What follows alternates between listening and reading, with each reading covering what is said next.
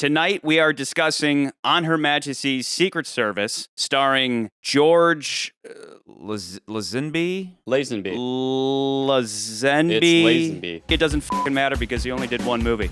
We have entered a new world, gentlemen. The Connery formula has been reset as On Her Majesty's Secret Service brings with it a new approach, a new Bond, and a new Blofeld to boot, whom James Bond has been searching for the last 2 years. After a chance encounter with a young Countess named Teresa, Bond meets her father, Draco, the head of his own criminal organization. Draco points Bond in the direction of the evil head of Spectre, who is now running an allergy clinic in the Swiss Alps.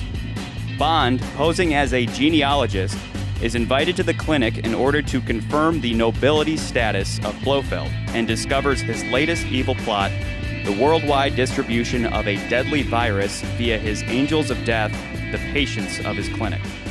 Before we get going, I want to just do a little review catch-up, considering the fact that we did the first 5 films, all starring Connery. Now we're pivoting hard tonight. What we found is that the first 3 films just kept one-upping each other, regardless of classiness or realism or fun or whatever. They simply kept getting better. Then Thunderball's reach exceeded its grasp as it went all out, but there were some plot shortcomings that we all felt moved it to the bottom, including a bad guy, and therefore it lacked that completeness of the first 3. But with You Only Live Twice, as much as it improved on those awkward plot points, the characters, namely Brandt and Blofeld, were just not as solid or interesting and came across as lazy, and even if Thunderball's Largo was a dumb his extortion play still made more sense than Blofeld's rocket scheme, so we kept Thunderball in 4th and You Only Live Twice in last place at number 5. Last episode, I asked McCurdy why they hid Blofeld's face in the films before You Only Live Twice. I was asking so far as the Thunderball licensing issues were concerned. I thought perhaps this was the original reason as to why they hid his face, as opposed to simple stylistic choices. If they originally hid his face for legal reasons, it would have been like the happy accident with the Jaws shark puppet not working, thereby making the film better by restricting our view of the monster, allowing our imaginations to fill in the blank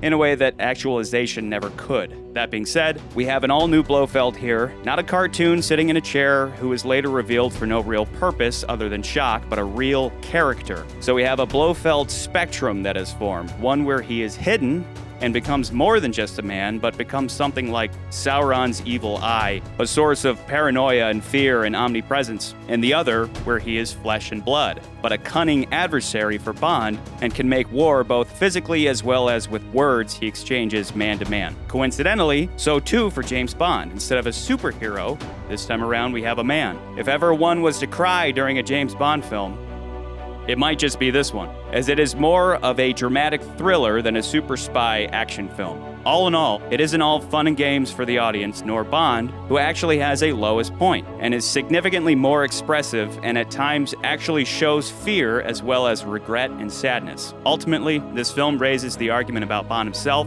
and drives the viewer to ask themselves, what is my cup of tea? Ice in his veins, super spy 007, or a more human, emotionally vulnerable James Bond? I love you. I know I'll never find another girl like you.